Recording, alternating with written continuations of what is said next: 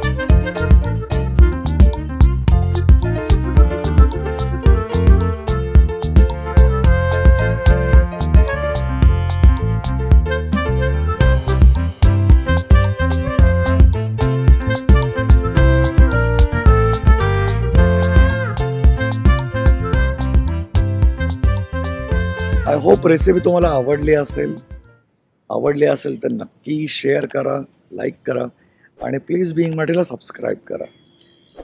पुढचे 7 दिवस आपण कंटिन्यू नॉनव्हेजचा भडीमार करणार आहोत. त्यानंतर तुमच्या भेटीला येतील आदिवासी रानभाज्या आणि श्रावणातल्या खास भाज्या. तोपर्यंत पाहत राहा बिंग मराठी.